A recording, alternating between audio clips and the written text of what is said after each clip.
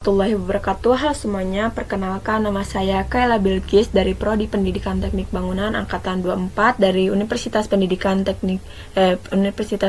Indonesia dengan NIM 2402344. Jadi pada kesempatan ini saya akan menjelaskan apa itu struktur beton dan juga struktur beton bertulang. Jadi pada mata kuliah ke struktur beton kemarin saya sudah mendapatkan ilmu dari Pak Parmono, dan juga untuk cara penjelaskannya akan saya jelaskan ya teman-teman. Oke. Nah, apa itu beton? Nah, jadi beton itu adalah bahan bangunan yang sering digunakan pada konstruksi dan juga sebagai struktur bangunan ya teman-teman. Jadi sederhananya itu beton adalah campuran yang mengeras seperti batu setelah dicampur air. Jadi kurang lebihnya itu beton itu adalah batu buatan ya teman-teman. Oke, selanjutnya, nah sering digunakan kalau beton itu sering digunakan pada rumah, konstruksi rumah, jembatan, gedung maupun jalan dan juga yang lainnya. Oke, lanjut. Nah, untuk campuran beton itu sendiri yaitu yang pertama ada semen, dan yang kedua ada pasir, dan yang ketiga ada kerikil, dan juga ada bahan aktif untuk mengaktifkan semen yaitu air ya teman-teman. Jadi perbandingannya yaitu 1 semen dan juga 2 pasir. Mungkin bisa kalau manual bisa diukur dengan ember ya teman-teman, dan juga 3 ember kerikil. Nah, jadi semen itu berfungsi sebagai perekat ya teman-teman, dan pasir dan juga kerikil yaitu berfungsi sebagai penambah atau juga pengisi kekuatan sebagai agregat, dan juga nah untuk air itu sebagai bahan aktif untuk semen ya teman-teman, mengaktifkan semen. Oke, lanjut. Nah, jadi setelah pembuatan pengecoran atau pembuatan beton, ada beberapa waktu beton akan mengalami proses yang disebut hidrasi. Jadi yaitu reaksi kimia antar semen dan juga air. Nah, proses ini tuh menyebabkan beton mengeras dan menjadi sangat kuat, bahkan menyerupai batu. Jadi biasanya tuh beton mulai mengeras dalam waktu 24 jam dan mencapai kekuatan maksimal setelah sekitar 28 hari. Jadi teman-teman, beton itu ketika kita membuat beton, jadi semakin lama semakin kuat ya teman-teman. Nah, untuk itu kekuatan beton tuh ada dari mutu K dan juga mutu FC. Jadi konversi mutu beton itu ada dari K ke FC. Nah, beton tuh bisa dilihat, mungkin misalkan kalian pengen mutu K100, nah bisa juga di FC 8,3 MPa. Nah, untuk lebih jelasnya kalian boleh menyesuaikan dengan yang kalian butuhkan, dan juga kalian bisa men-searchingnya ya. Nah, untuk jenis beton itu ada yang pertama yaitu beton polos, dan yang kedua ada beton bertulang, yang ketiga ada beton percetak, dan yang keempat ada beton mutu tinggi atau ready mix. Jadi beton polos tuh yang pertama yaitu biasanya digunakan pada jalan-jalan kecil, gang yang seperti untuk gang agar tidak bocor mungkin. Dan yang kedua yaitu beton bertulang. Jadi karena beton tuh sifatnya tuh kayak lemah terhadap gaya tarik ya teman-teman. Jadi untuk konstruksi seperti rumah, gedung, dan jembatan dan yang lainnya ditambahkan dengan tulangan ya. Jadi disebutnya beton bertulang. Jadi agar lebih kuat dan juga tidak mudah retak ya teman-teman. Nah, yang ketiga yaitu beton percetak, yang mungkin untuk lebih efisien ya teman-teman, lebih cepat. Dan yang terakhir yaitu untuk beton mutu tinggi. Jadi mungkin teman-teman ingin mutunya tuh lebih dari 300. Jadi banyak sekali jenis-jenisnya, jenis-jenis mutunya. Jadi bisa disesuaikan dengan yang kalian inginkan ya teman-teman. Ready mix.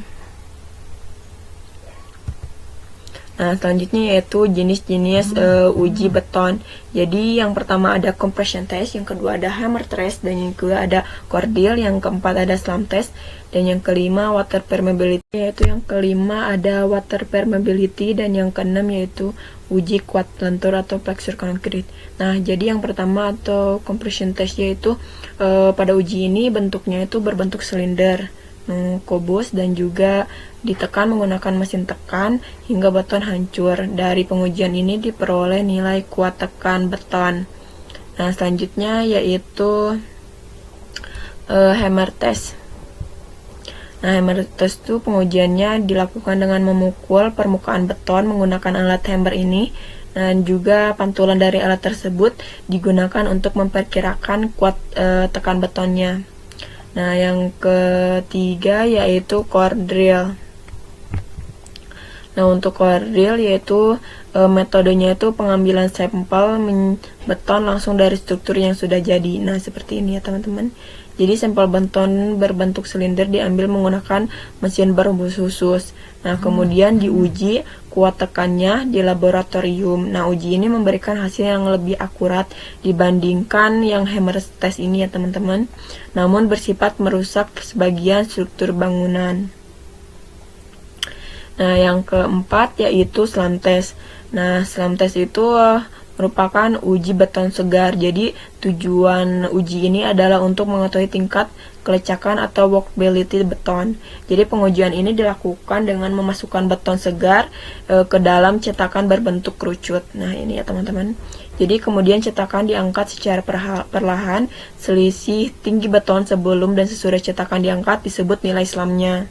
Jadi semakin besar nilai slam, maka beton semakin encer dan mudah dikerjakan. Namun jika terlalu encer, kekuatan beton bisa menurun. Jadi slam test itu lebih kental, lebih kuat ya teman-teman.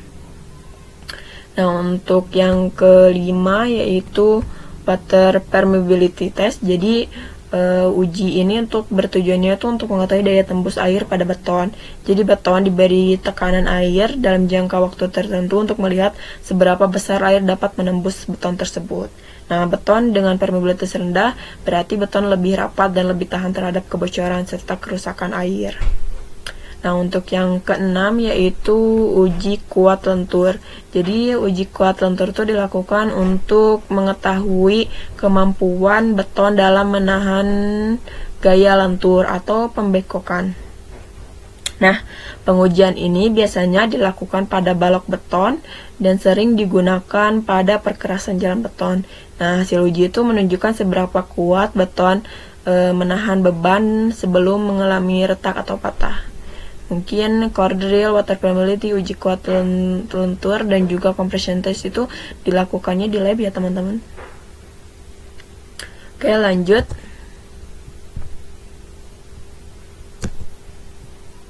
Nah, cara pengujian beton tuh yang saya ambil yaitu slam test. Jadi slam test itu yang sudah saya jelaskan tadi, jadi untuk mengetahui kekuatannya itu lebih kental atau lebih encer dari sebelum dan sesudah dimasukkannya ke cetakan. Nah, selanjutnya pembuatan uji benda dicetak sesuai yang kalian inginkan. Dan yang ketiga yaitu perawatan atau kering setelah 28 hari ya teman-teman.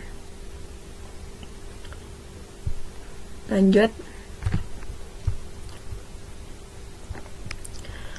Jadi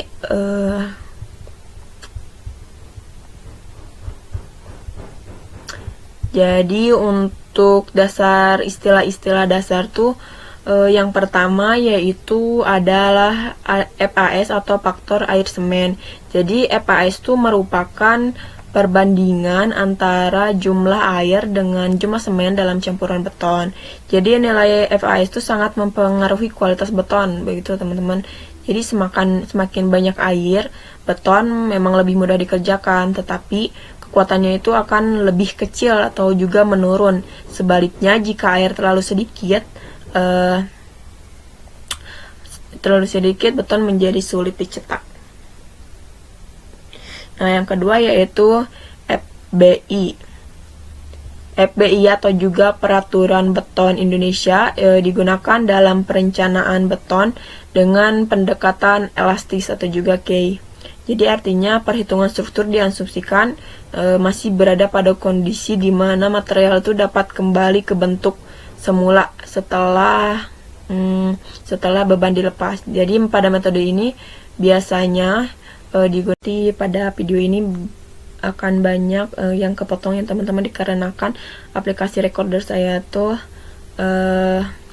terbatas, jadi maksimalnya tuh 5 menit. Nah lanjut, jadi yang ketiga yaitu SKSNI. Jadi SKSNI itu atau Standar Nasional Indonesia itu digunakan menggunakan pendekatan plastis atau FC. Jadi pada metode ini itu kuat tekan beton rencana. Jadi pendekatan itu untuk memperhitungkan kondisi saat beton mendekati keruntuhan sehingga dianggap lebih modern atau juga realistis. Jadi lebih kalau misalkan perhitungannya tuh lebih yang ke gimana ya, yang lebih berpengaruh, beresiko gitu teman-teman. Nah bisa dilihat pada grafik ini ya teman-teman, jadi antara tegangan dan juga regangan itu, tegangan yaitu stres dan juga regangan itu strain ya teman-teman. Jadi pada grafik ini terlihat dua daerah utama, yang daerah elastis dan juga daerah plastis. Nah pada daerah elastis itu jika beban dilepas maka material akan kembali ke ukuran semula. Nah sedangkan pada daerah plastis material itu sudah mengalami perubahan permanen sehingga tidak dapat kembali seperti semula hingga akhirnya mengalami keruntuhan. Oke, lanjut. Mohon maaf teman-teman lagi. Nah, pada slide ini tuh diagram momen lentur atau bending moment diagram. Jadi diagram momen lentur tuh digunakan untuk mengetahui besar momen yang terjadi jika sepanjang balok akibat beban yang bekerja. Nah, momen lentur sendiri adalah gaya yang menyebabkan balok mengalami pembengkolan ya teman-teman, pembengkokan. Nah jadi pada gambar bagian atas tuh ditunjukkan balok dengan beberapa tumpuan dan beban. Setiap bagian balok menerima besar momen yang berbeda. Nah, bisa dilihat ya teman-teman. Nah nilai momen biasanya itu dinyatakan dalam satuan kilonewton atau juga KNM, kilonewton meter.